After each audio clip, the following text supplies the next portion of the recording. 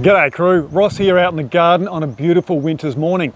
Of course we're only about a week off spring, but the garden already thinks it's there. Now last week I put up a video on filling these two beds behind me. Of course you can fill them with dirt, you can fill them with loam, you can do what I do and fill them completely with organic material. So I've got my carbon and my nitrogen, which is, the carbon is the coconut, the nitrogen is horse manure, both of which cost me nothing, picked them up for free. I've got some chook manure from my chook shed. I've got some bedding straw and some biochar that I've made myself. That's going to compost into a beautiful, rich, well-draining growing media.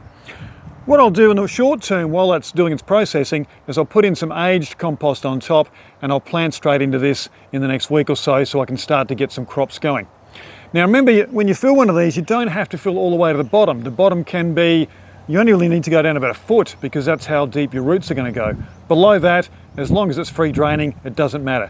Wood, as long as it's not treated. You can put in bricks, rocks. Wouldn't put in clay because that doesn't drain too well, but pretty much anything you want. Now that took me back, while I was filling this, I was thinking about back to a video that I posted about 9 months ago when I first got started doing this. And it's a video I made showing 4 zucchinis in 3 pots that I had sitting up near the house, also with a couple of basil plants.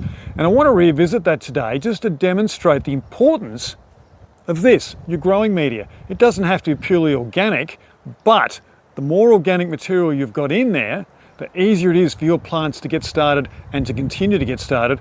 And we're going to see now graphically the difference it makes over just a short period of time. Let's take a look. This is a visual indicator of how important it is.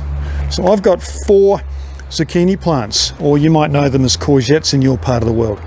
These fellas, I grew them from seed. 3 weeks ago I came out and I planted them out and they were the same size. Now you can see here the one at the front closest to us is about 3 times the size of the others, and yet they're sitting right next to each other. Same amount of sun, same amount of moisture, same everything. The only difference is the growing media.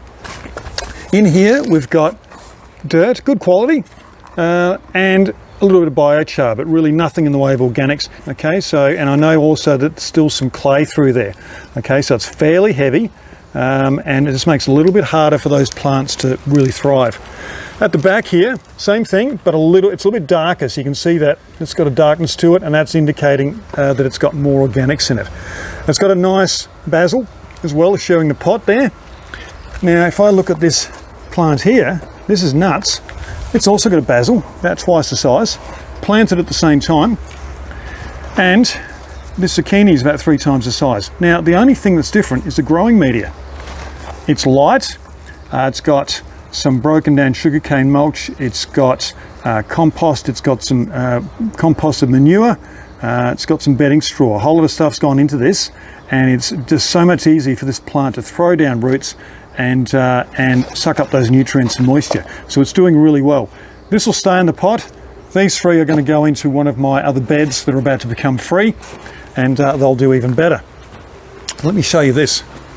This is one of the beds I've got out the back here in my veggie area. Now that's got some strawberries and some self-seeding tomatoes and some coriander.